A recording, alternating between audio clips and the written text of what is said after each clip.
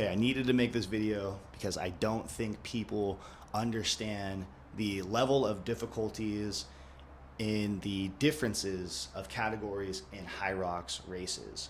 There's singles, there's doubles, and there's relay. There's pro and there's open, there's mixed. So between those alone, there's going to be a lot of different pacing structures.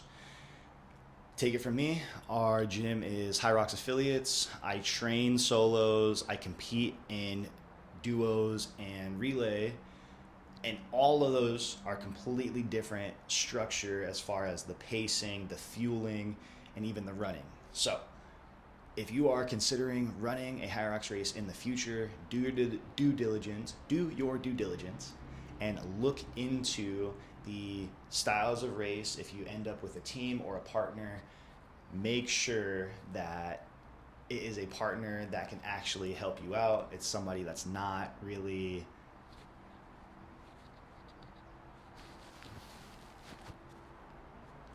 do your due diligence and make sure you have a solid understanding of the types of races, because something as simple as, oh yeah, I need to do all of this by myself, and then all of a sudden a couple weeks later you have a partner and you don't simulate that in the gym, honestly, you could probably go a little bit harder. Now, I would say if you were a solo competitor, expect to keep your heart rate at 80-85% pretty much the whole time until the last couple stations, then dump the clip.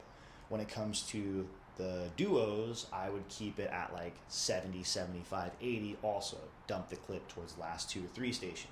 If you were doing a relay, this is what I did over the weekend, you're pretty much going the whole time. Depending on what leg you are, I was leg 1 and 7, so I had enough time in between to really dump the clip and go.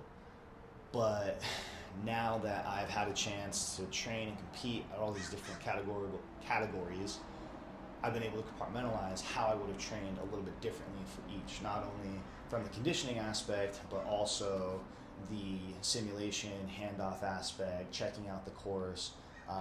If you really want to take it serious, those are the things to consider, especially HYROX is getting more and more popular as time goes on.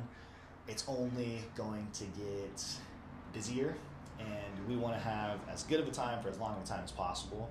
So make sure you're doing your due diligence and understanding your pacing.